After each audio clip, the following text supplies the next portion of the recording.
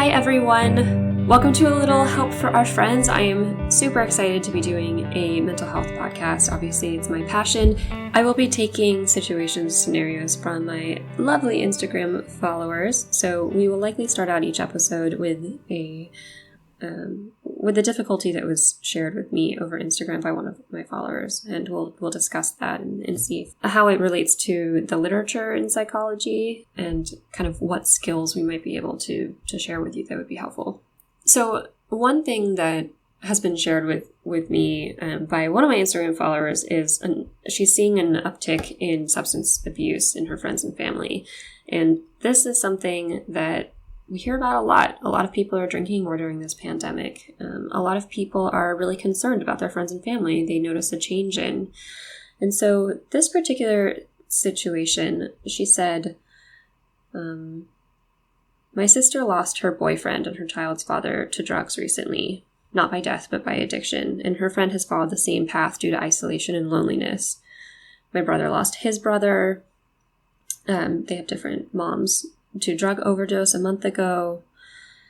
So this situation is about as tragic as substance use can get. And I think in this episode, we want to focus on what you can do for yourself if you're facing this, because it's one of the most difficult, maddening, just super frustrating and can feel so hopeless sometimes situations.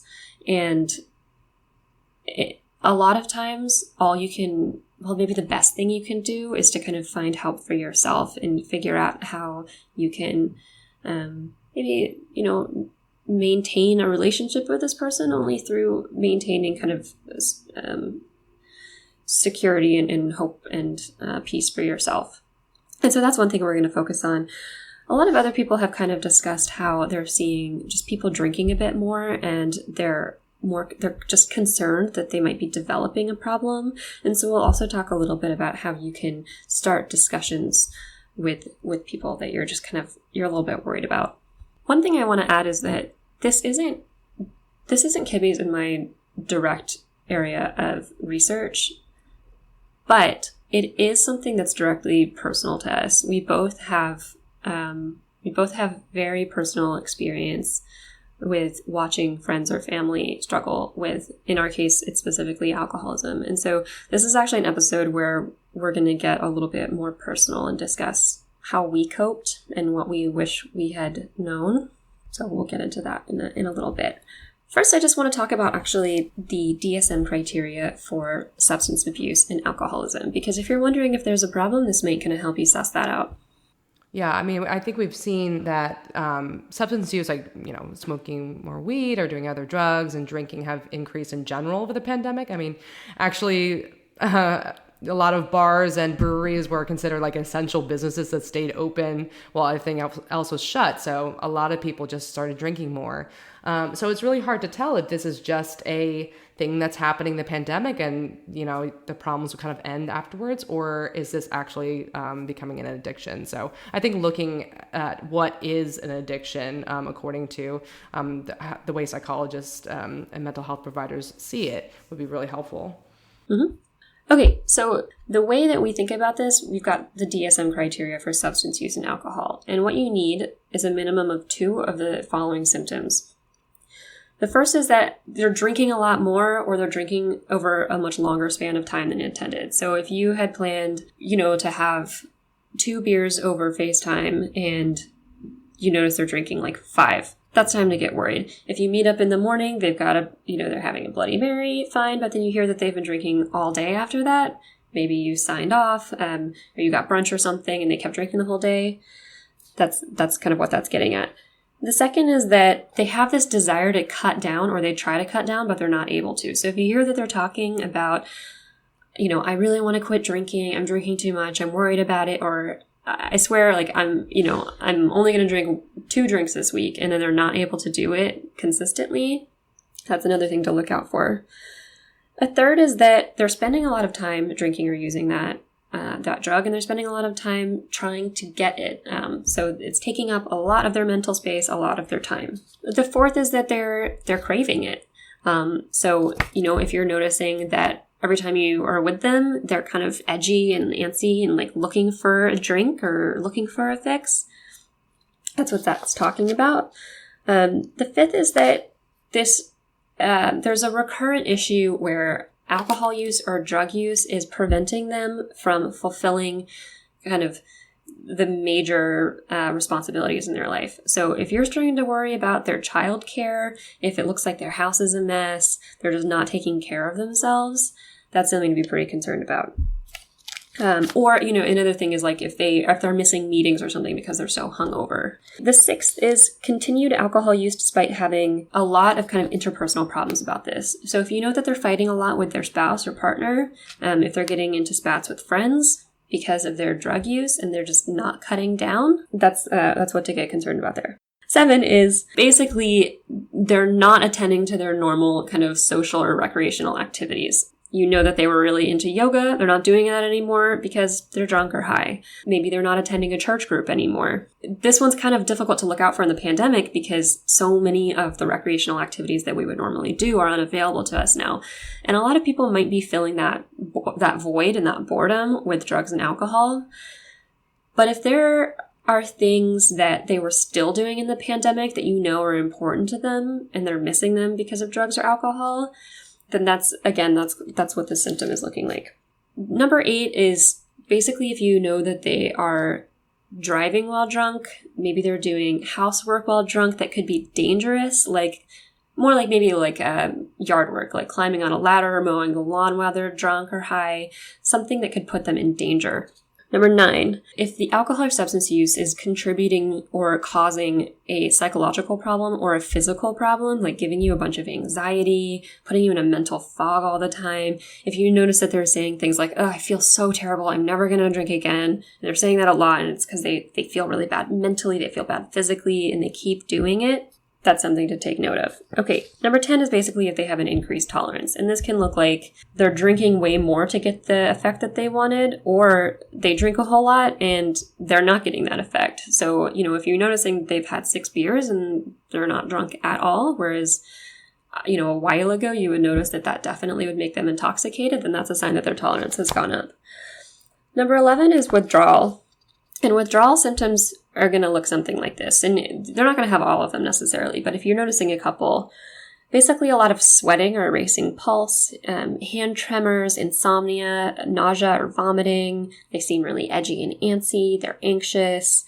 Maybe they're having seizures, or if they're even having some temporary hallucinations. Those are all signs of withdrawal. And especially if you notice that they're then taking a drink or taking a hit in order to alleviate those symptoms, then you're looking at a withdrawal. For kind of a more mild substance use issue, you're going to notice 2 of those symptoms.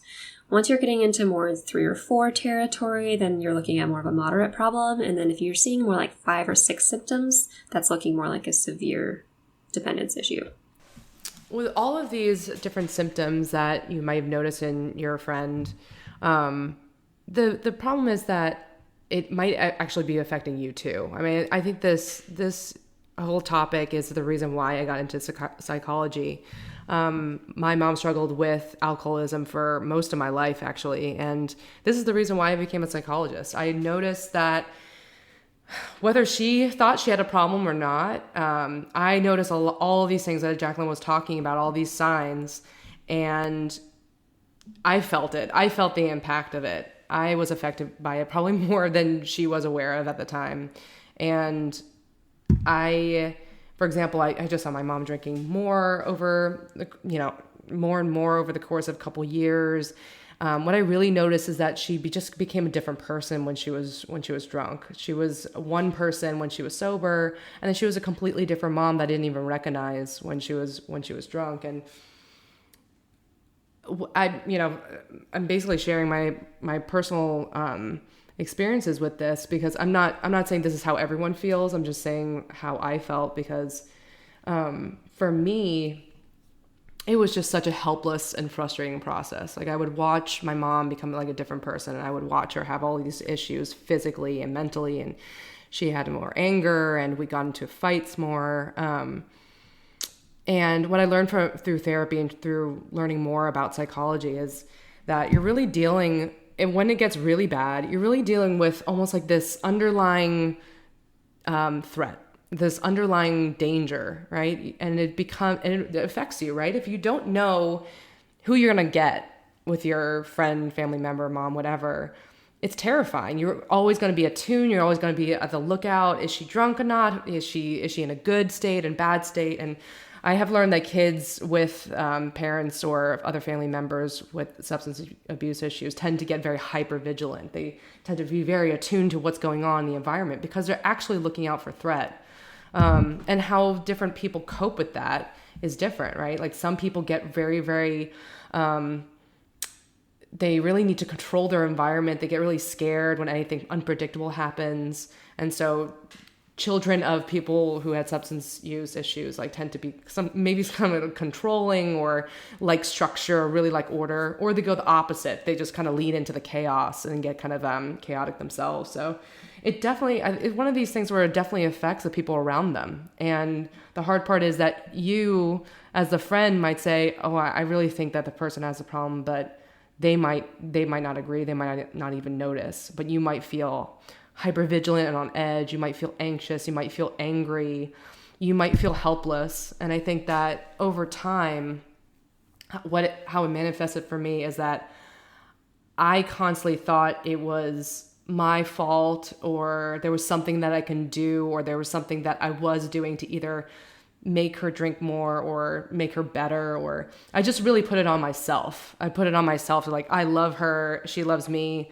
There must be something I could do. There must be something I'm doing to make this worse, or something I could do to make this better.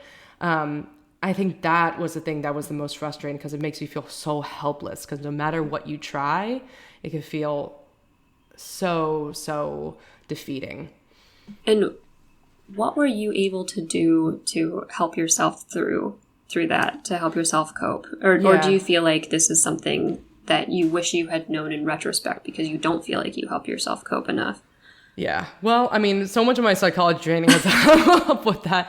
I think like if I were to talk to my, I don't know, at the times, like my 6-year-old self, what I would say is, it is not your fault. I think that's the one thing that, especially if you're younger, you struggle with. It's like, it's not your fault. It's not something you said. It's not something you did. It's a disease that even they don't feel in control over. So don't blame yourself. So I wish I knew that, because even if I knew that in the back of my mind, I held responsibility for it.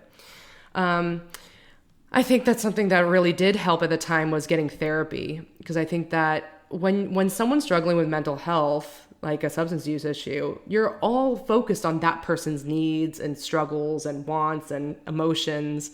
And it's really hard to say like, oh, wait, I need help. Like, I'm not doing well. So getting therapy was super important to help me understand that A, it's not my fault, and B, I need to take care of myself. If I ever were to be a good daughter, person, or friend, or ally to that person, I need to take care of myself. So because there's so much anger that comes with dealing with someone with addiction, so much frustration, betrayal, anger. There's a lot of lying and hiding involved. And so if you're in that place of like resentment, anger, fear, it's so hard to actually support yourself and to support that other person. And that kind of gets in the way of your relationship. So I think getting therapy was huge, and people did give me the advice of going to different support groups like Al-Anon and Nar-Anon. Those are two nationally known groups for people. Al-Anon is for friends and family members of people with alcoholism, and Nar-Anon is the group for people with substance use, other kinds of substance use. So just getting support and talking to people who have been in the same boat was life-changing, absolutely life-changing. It turned from me feeling helpless and like it was my fault and I was shouldering this burden alone to, okay, there's other people who feel this way and they also feel helpless, and we need to support each other through this. Yeah. And I had a very, out of respect to her, I'm not going to say what the relationship was, but somebody very close to me had a 10-year struggle with severe alcoholism, and I didn't even know that these groups existed. So, and they could have been really helpful. And I had the same I think, struggles with like, how can I get her to change? How can I get her to be different? And why, you know, after all of these conversations, after all of these, I'd say fairly informal interventions, is nothing happening. Jacqueline, how did you notice it affected you when you were kind of on the sidelines or even talking to her? How did it affect you, and what do you wish you would have known back then? I think so. I was pretty young when this started. Well, I was probably about 16. And I just say that because I don't think I ever really took it upon myself to feel responsible for this necessarily. I think I was fairly good at creating a mental boundary, but at the same time, I think I had lower empathy and sympathy for what she was going through because I'd spend a lot of time talking to her husband about it and siding with him because it's really, really easy to hear the horror stories and just sort of discredit that person. And I suppose I wish I had known it can be a systemic problem. It was a genetic issue for her, but it was also due to a lot of loneliness, a lot of neglect in her relationships. Honestly, this was a situation where I felt so helpless because in part I didn't have necessarily the relationship to her that even I thought would have made a difference. But I had to come to terms with the idea that she might not be around forever, that she could get into a car accident any day and I would get that phone call, that she could end her life at any day and I would get that phone call. I had to like blunt myself to that possibility because it got to a point where it was incredibly likely.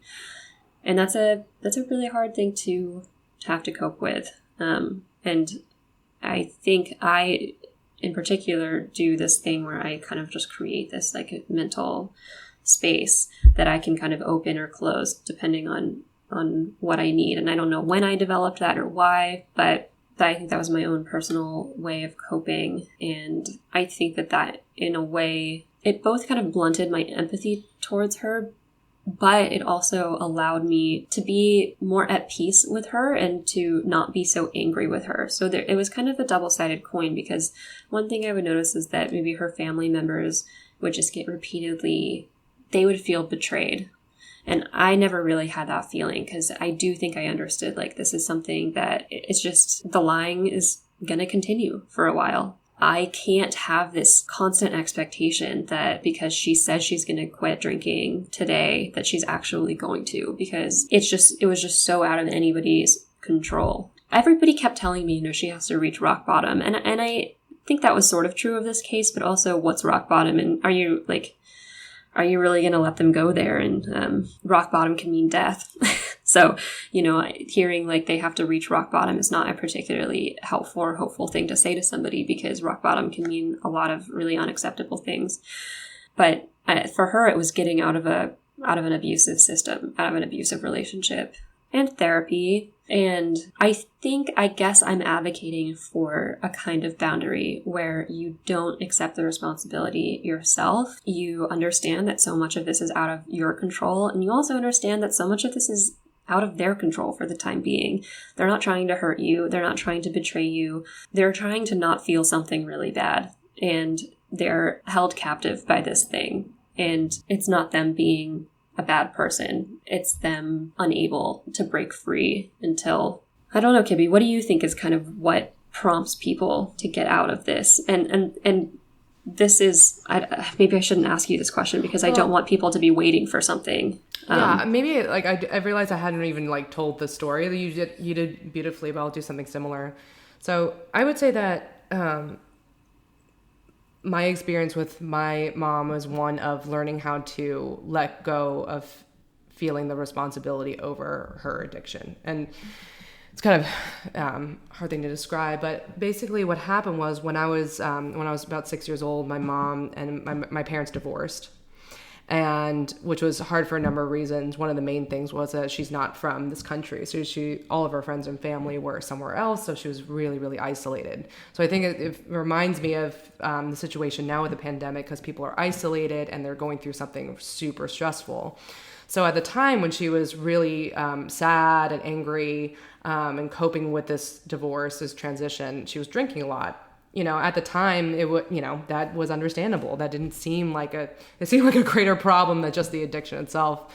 And then just over time, I just noticed that she just became a different person. She was one person when she was sober, and this like angry, volatile, scary person when she was drunk. And I noticed all the things that you were talking about, Jacqueline, the drinking more than she intended, the wanting to cut down. It's like, no, I'm going to stop.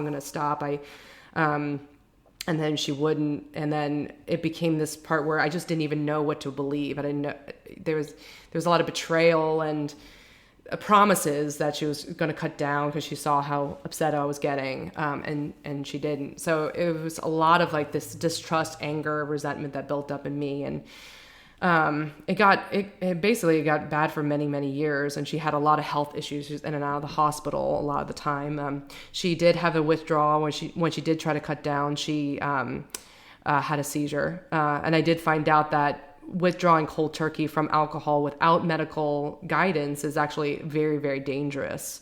Other drugs you can withdraw and actually safely, but if someone's going to cut down on alcohol, and if they have a severe problem, they need to go to the hospital. Anyway, so what happened was that she got so bad, she started to have so many health issues, and she would be in the hospital, and the doctors basically tell me to go in and say goodbye to her because they assumed that she'd die from these issues. And I remember that. I remember having to sit by her and basically not knowing that was the last time I was going to see her alive.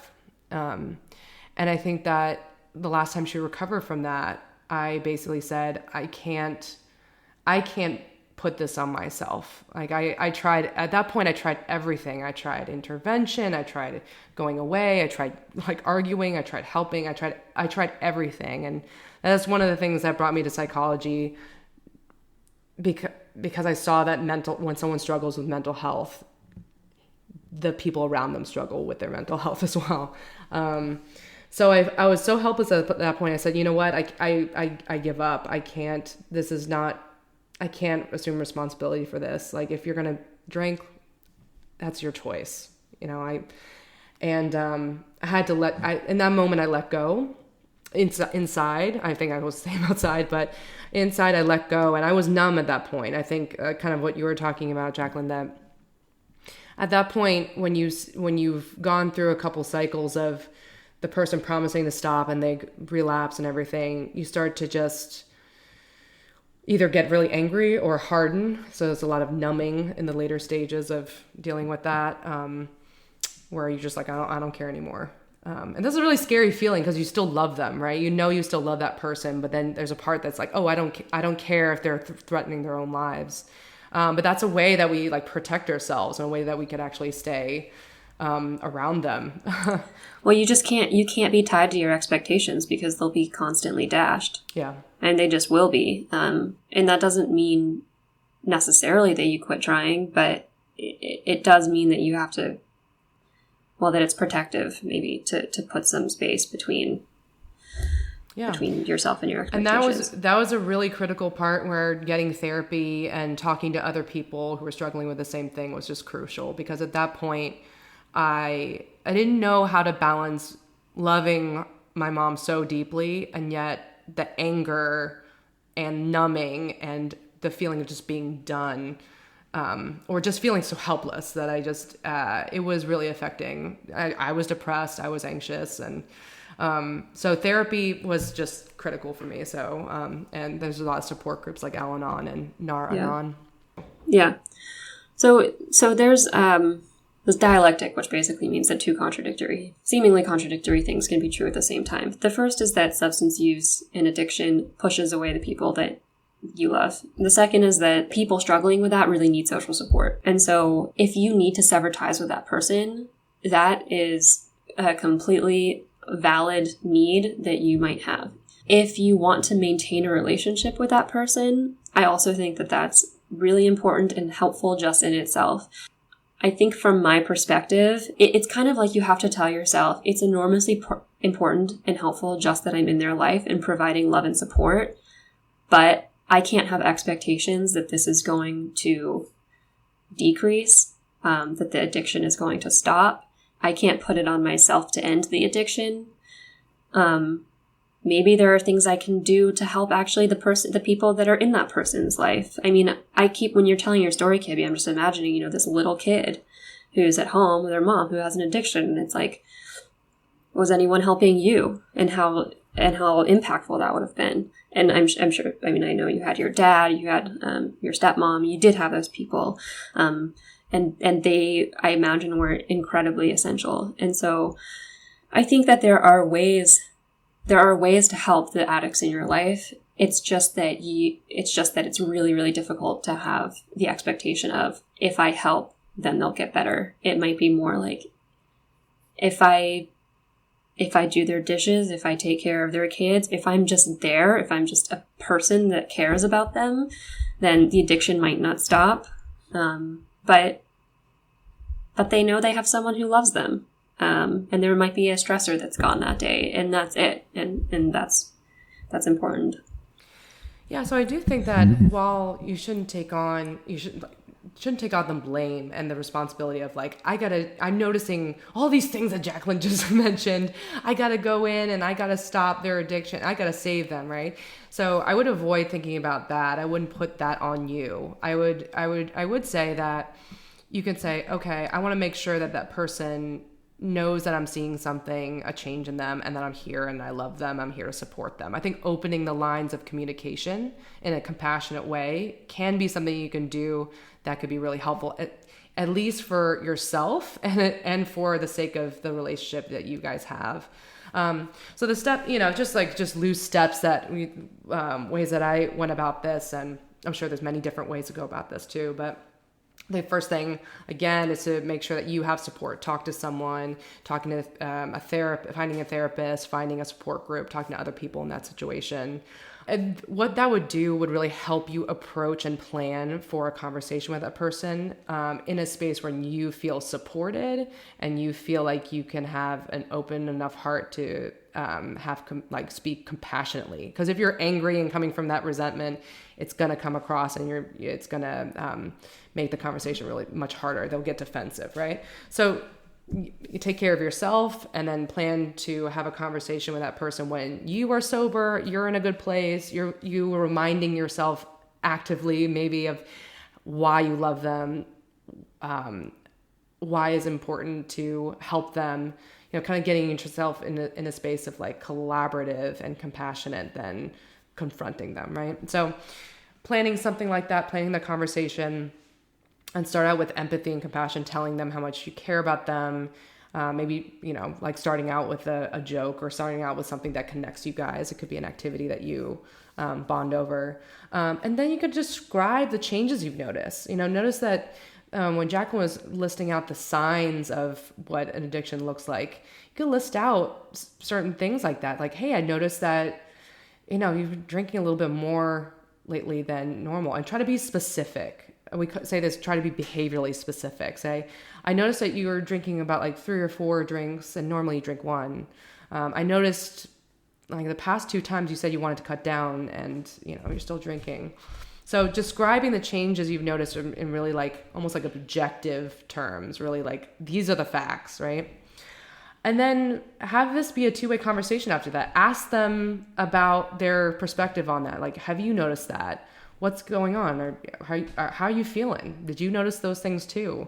And then just basically leave that space open for them to talk about it, right? And so it's not just you confronting them and telling them your opinion, but you're just saying, hey, I noticed these things. What do you think about it? What's going on? How are you doing?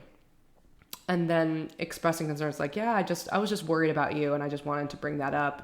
It's kind of unusual for you. What do you think about it? So I think that just opening up the line of communication that way and starting off that way is a great first step. Of course, talking to a therapist, and if that's going to be a safe thing to do, it's really important too. So. Yeah, and do you keep bringing that up if they're maybe kind of defensive and denial? Yeah, I think that's where a therapist would really help that, just because, especially if you think that walking in and talking to them is going to be the magic bullet. Often it is, and that's great when they go, yeah, actually, I noticed that this is a problem too. Let me get help. But if that could just be the first step. And that could just be the landing part, or you might have to bring it back again. You might have to just bring it up and they're actually fine with it. And then you just go and seek help for yourself. If they are more receptive, I mean, I think that it would be helpful you could look together for different treatments that are evidence-based. A really good website you guys could look at is SAMHSA, SAMHSA.gov.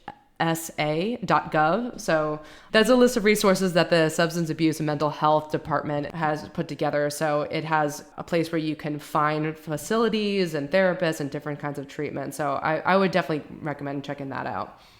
Okay, this is certainly not the last episode we will do on substance abuse or on issues that are affecting us and our friends in the pandemic. So if there is anything you want us to go in depth on, any questions you want answered, please feel free to DM me at Trombolina, and we will talk to you all soon. By accessing this podcast, I acknowledge that the hosts of this podcast make no warranty, guarantee, or representation as to the accuracy or sufficiency of the information featured in this podcast. The information, opinions, and recommendations presented in this podcast are for general information only, and any reliance on the information provided in this podcast is done at your own risk. This podcast and any and all content or services available on or through this podcast are provided for general, non-commercial informational purposes only and do not constitute the practice of medical or any other professional judgment, advice, diagnosis, or treatment, and should not be considered or used as a substitute for the independent professional judgment, advice, diagnosis, or treatment of a duly licensed and qualified healthcare provider. In case of a medical emergency, you should immediately call 911. The hosts do not endorse, approve, recommend, or certify any information, product, process, service, or organization presented or mentioned in this podcast, and information from this podcast should not be referenced in any way to imply such approval or endorsement.